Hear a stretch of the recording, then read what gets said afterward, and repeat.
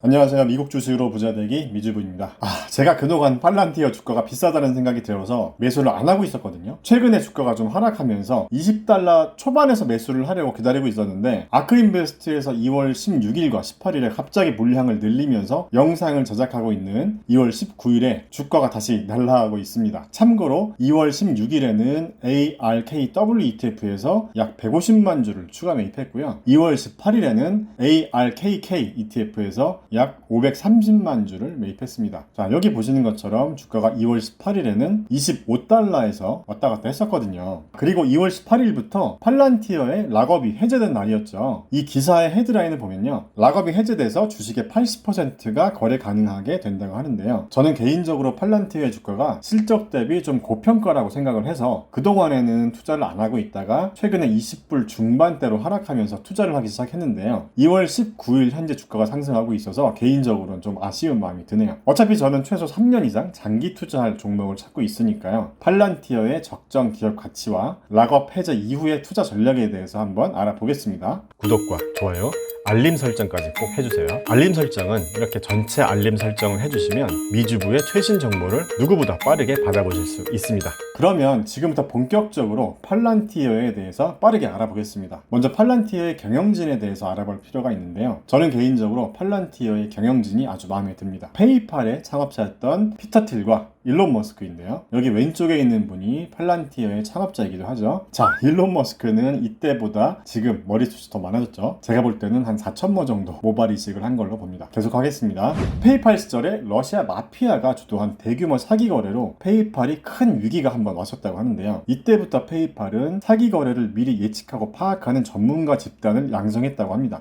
데이터 패턴을 분석하는 소프트웨어를 개발해서 사기 거래 패턴을 미리 파악하고 예방했다고 하네요. 피터 틸은 이 소프트웨어가 좀 더 폭넓게 활용 가능할 것이라는 생각을 하게 됩니다. 이런 아이디어를 갖고 사람을 모으기 시작했는데요. 여기 보시면 존 로스데일, 스테판 코헨, 그리고 페이팔의 엔지니어였던 네이선 게팅스, 그리고 이분들과 함께 팔란티어 테크놀로지를 창업하게 됩니다. 그리고 스탠퍼드 대학 시절에 같이 공부했었던 알렉스 카프를 공동 창업자들에게 소개하면서 팔란티어의 CEO로 영입하게 됐는데요. 저도 사업하면서 절실히 느꼈던 게 사람인데요. 역시 성공하는 사업은 사람이 99%인 것 같습니다. 자, 아무튼 피터 틸은 페이팔 지분 매각 금액 중에서 4천만 달러를 팔란티어에 직접 투자까지 하면서 2004년에 지금의 팔란티어를 설립하게 됩니다. 팔란티어는 다양한 데이터를 수집하고 분석해서 예측까지 할 수 있는 소프트웨어를 만들려고 했는데요. 초기 사업 전략을 잘 잡은 것 같아요. 왜냐하면 이런 소프트웨어는 최소 1, 2년 이상 개발 기간이 필요하기 때문에 많은 R&D 비용이 들어갈 수밖에 없잖아요. 그런데 일반 기업은 개발 기간을 기다려주지 않죠. 바로 사용 가능한 소프트웨어를 원하겠죠. 그래서 일반 기업용 소프트웨어가 아닌 공공기관용, 특히 CIA와 같은 정보기관으로 초기 방향을 잡은 거죠. 또 2001년에 9.11 테러를 겪고 나서 미국 정보기관들은 다양한 루트를 통해서 엄청난 양의 데이터를 수집하긴 하는데 이 많은 양의 데이터를 빠르게 분석해서 테러 정보와 같은 중요한 정보를 찾는 게 쉽지 않았던 거죠. 그래서 팔란티어는 CIA를 최초 고객사로 유치하면서 CIA의 지원을 받는 벤처 캐피탈인 인큐텔로부터 투자를 유치하게 됩니다. 이렇게 CIA로부터 지원을 받으면서 많은 양의 데이터를 실시간으로 분석하고 분석한 결과를 연결관계와 패턴으로 시각화해서 보여주는 고담이라는 소프트웨어를 런칭하게 됩니다. 고담은 그동안 미국 정부가 사용해본 분석 도구들 중에서 최고라는 평가를 받으면서 CIA뿐만 아니라 질병예방통제센터나 국가안보국, FBI, 그리고 국방부나 미 해병대와 같은 군기관들에서도 팔란티어를 도입했고요. 수상한 활동을 감지하거나 자금의 흐름을 추적하고 미아나 실종자를 추적하는 목적이나 질병의 전파 경로를 분석하는 목적으로도 팔란티어를 도입하게 됩니다. 또 이런 경험과 기술력을 바탕으로 해서 JP모건과도 일하게 되는데요. 팔란티어의 파운드리라는 소프트웨어는 민간 기업용 소프트웨어입니다. 데이터를 분석해서 금융 사기나 부정 거래를 적발해내는 능력을 발휘하면서 사업 영역을 계속 확장해 나갑니다. 자, 팔란티어 같은 기업은 우리 일상생활에서 쉽게 접할 수 없는 분야의 비즈니스를 하기 때문에 공부하면서 좀 어렵다고 느껴질 수도 있는데요. 이럴 때는 이 4차 산업혁명 테이블을 보면서 여기에서 어디에 속한 기업인지를 보면 됩니다. 자, 이건 제 기준으로 정리한 거니까요. 정리하는 사람에 따라 다를 수 있겠죠. 저는 팔란티어를 빅데이터 처리 기업이다 라고 정리해봤습니다. 제가 정리한 4차 산업혁명 테이블에서는 인공지능 키워드 클라우드의 확장 키워드로 빅데이터 키워드가 있는데요. 4차 산업혁명 시대는 엄청난 양의 데이터가 생성되고 통신하는 시대가 오는데 여기서 엄청난 양의 데이터를 잘 활용하는 기업이 뜨겠죠. 여기서 데이터를 잘 활용한다는 의미는 데이터를 해석하고 분석하는 걸 넘어서 미래에 일어날 일을 예측까지 하는 것이라고 생각합니다. 그러면 이 빅데이터 시장 규모가 얼마나 성장할 수 있을지를 먼저 알아봐야겠죠. 이 그래프에서 초록색 부분이 빅데이터 분석 시장 규모인데요. 2017년에 120빌리언 달러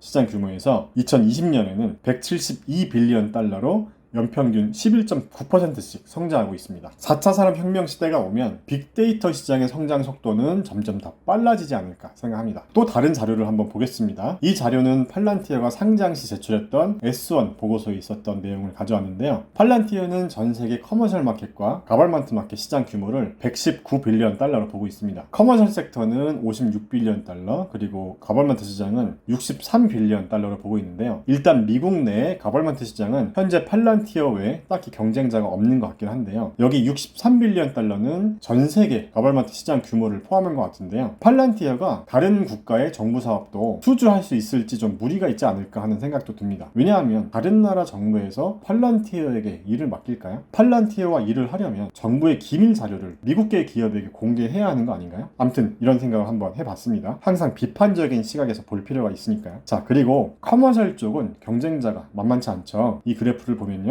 커머셜 빅데이터 시장에는 팔란티어의 점유율이 미약합니다. 왼쪽 그래프는 2017년도 자료이긴 하지만 팔란티어의 점유율이 2%로 나와 있고요. 팔란티어가 2017년보다 2020년 매출액이 2배 이상 상승했으니까 점유율이 좀 더 늘긴 했겠네요. 자, 오른쪽 그래프에서는 팔란티어의 점유율이 6%로 나와 있습니다. 그리고 이 표는 빅데이터 처리에 대해서 좀 더 세부적인 영역을 나눠놓고 어떤 기업이 강점이 있는지를 분석한 자료인데요. 짙은 파란색이 해당 분야의 강점을 가지고 있다는 의미인데요. 팔란티어만 한번 보겠습니다. 팔란티어는 빅데이터 분석 플랫폼과 데이터 시각화, 그리고 예측 분석 분야의 강점이 있고요. 그리고 이쪽에 GEO 인텔리전스는 지리정보 분야죠. 팔란티어는 아직까지는 성장 중인 기업이기 때문에 다른 기업들처럼 많은 분야를 커버하고 있지는 않습니다. 좋게 보면 선택과 집중을 하고 있다고 볼 수 있겠죠. 하지만 팔란티어가 더 큰 성장을 하기 위해서는 사업 다각화 전략도 필요해 보입니다. 자, 그러면 지금부터 팔란티어의 사업 부분별 매출을 보겠습니다. 먼저 커머셜 매출은 2019년 기준으로 전체 매출의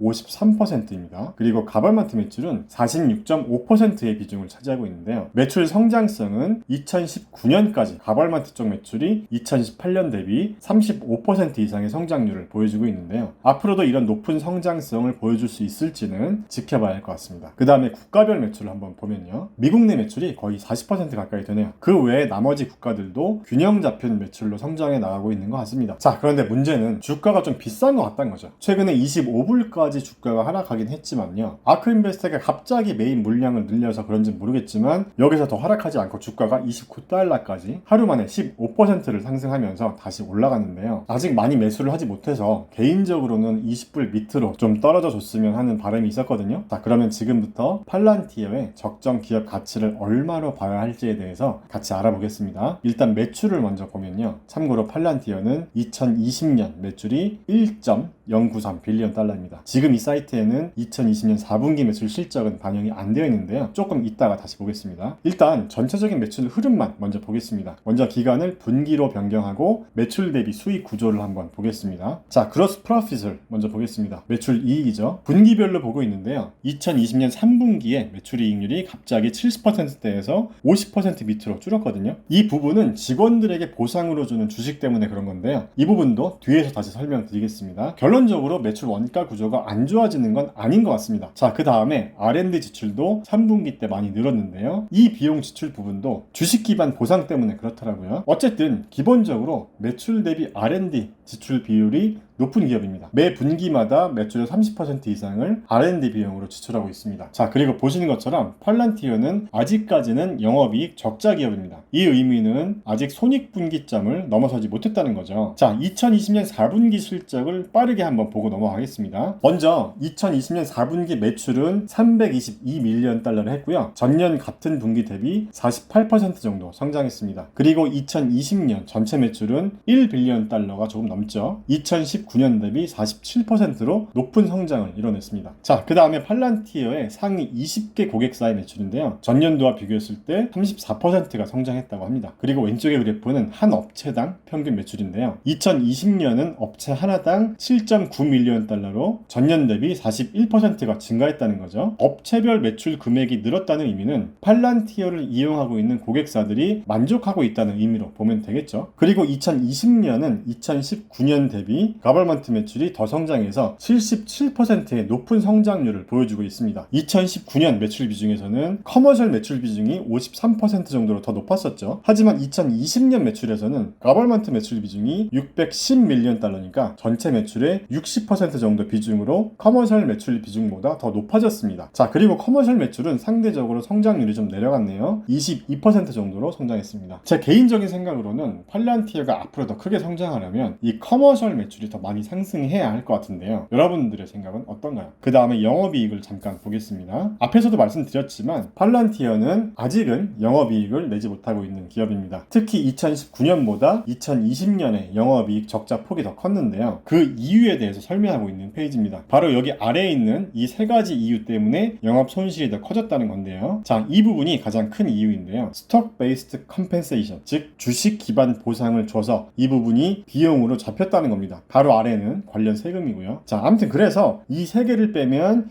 2020년에는 실제로 영업이익이 흑자다라는 거죠. 그래서 이 주식 기반 보상에 대해서 좀 더 자세히 보면요. 이렇게 여러 계정 항목에 비용으로 녹여놨다는 겁니다. 맨 위에 코스트 오브 레비뉴가 매출 원가인데요. 매출 원가에도 포함되어 있고 세일즈 앤 마케팅 부분에도 포함되어 있고 R&D 비용에도 이 비용이 포함되어 있다는 의미입니다. 그리고 맨 아래는 판관비 부분인데요. 판관비 부분에도 이 주식 기반 보상에 대한 비용이 포함되어 있다는 겁니다. 자, 현금 흐름표까지 잠깐 보겠습니다. 빨간색 박스를 친 부분만 잠깐 보면요. 영업활동 현금 흐름이 아직 마이너스긴 하지만 개선되고 있는 모습을 보여주고 있습니다. 그리고 맨 아래에 회사에 남아있는 기말 현금을 보면요. 1.93 빌리언 달러로 현금은 충분히 보유하고 있는 회사라고 보여집니다. 팔란티어라는 기업이 기술력도 좋아 보이고 앞으로도 유망한 기업인 것 같은데요. 지금의 기업 가치가 좀 비싼 것 같다는 거죠. 어차피 주가는 미래를 반영하는 거니까요. 하지만 향후 1, 2년 뒤에 기대 실적이 현재 주가에 반영되어 있지 않냐는 거죠. 자, 같이 한번 보겠습니다. 팔란티어는 순이익이 적자이기 때문에 매출과 관련한 지표들을 먼저 보겠습니다. PS 레시오나 EV 세일즈 멀티플을 보면요. EV 세일즈는 31.76배입니다. 섹터 메디안과 비교하는 게 의미 없을 정도로 높습니다. 그리고 포워드 PS 레시오도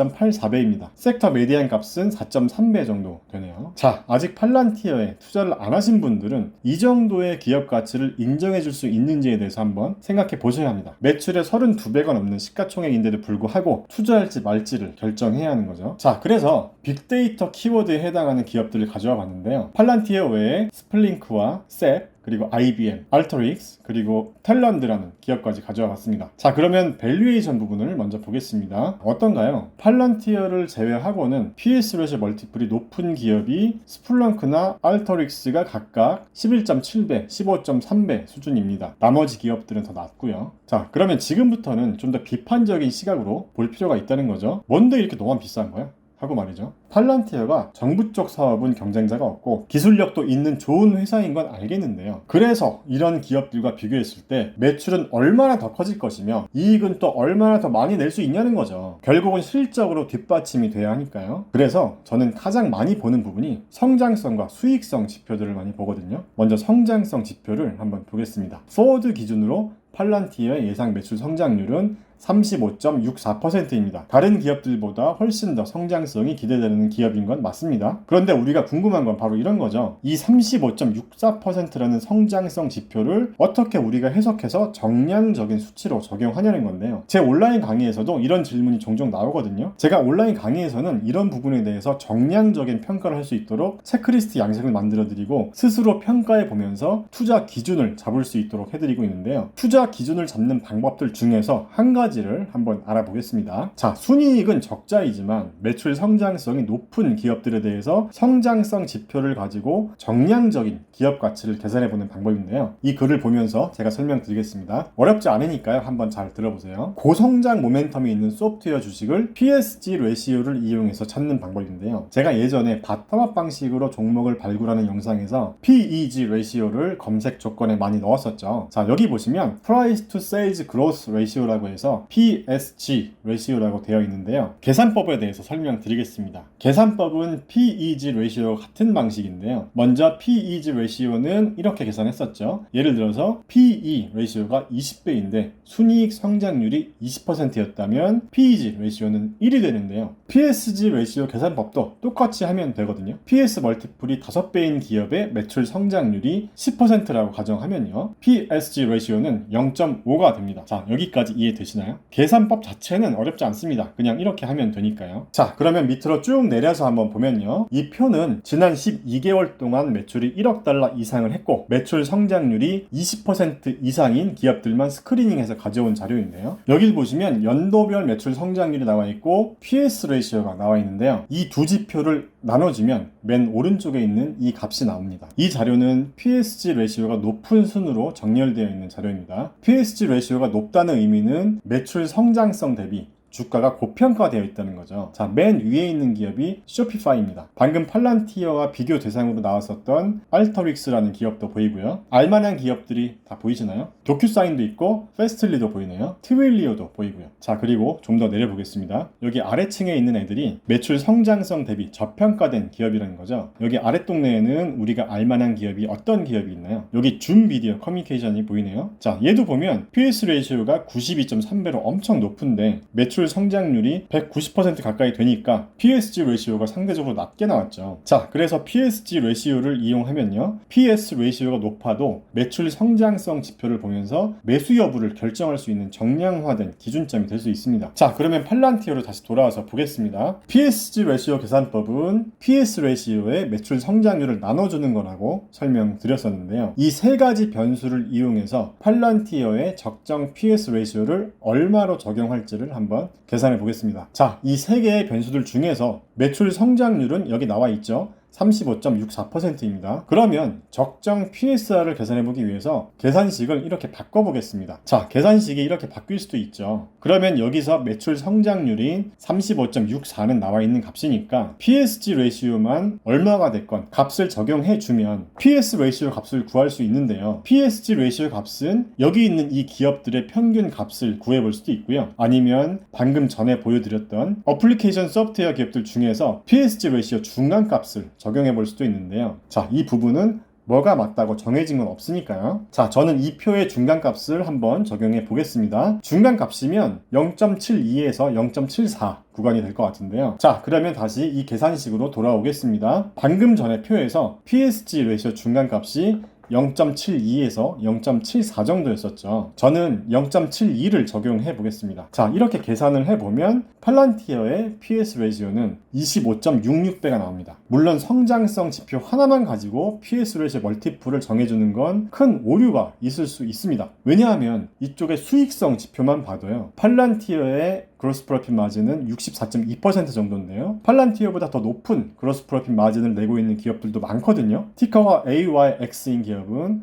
그로스 프로핏 마진이 무려 91.56%나 됩니다. IBM을 제외하고 모두 그로스 프로핏 마진이 70% 이상으로 팔란티어보다 높습니다. 자, 그런데 매출 성장성만 높다고 PS 멀티플을 높게 줄 수는 없겠죠. 그래서 제가 온라인 강의에서는 체크리스트로 점수를 매겨 보시면서 해당 기업에 대해서 나온 점수를 기준으로 멀티플을 적용해 볼 수 있도록 나만의 투자 기준을 만들어 보려고 한 건데요. 자, 너무 깊이 들어가면 복잡하니까요. 팔란티어의 성장성만 고려한 PS 멀티플은 25.66배를 적용해서 향후 예상 매출에 한번 적용해 보겠습니다. 자, 향후 실적에 대한 애널리스트 컨센서스를 한번 보겠습니다. 자, 팔란티어의 2023년 예상 매출은 2.14 빌리언 달러입니다. 그러면 팔란티어의 2023년 예상 매출에서 방금 계산한 PS 레이시오 25.66배를 한번 적용해 보겠습니다. 자, 2023년 예상 시가총액은 54.91 빌리언 달러가 나오는데요. 팔란티어의 현재 주가가 29달러일 때 시가총액은 43.85 빌리언 달러입니다. 방금 2023년 팔란티어의 예상 매출에 PS 멀티플 25.66을 적용했을 때 시가총액이 54.91 빌리언 달러가 나왔었죠. 자, 그러면 2023년 팔란티어의 예상 주가를 한번 계산해 보겠습니다. 자, X값을 계산해 보면 36.31달러가 나오는데요. 팔란티어가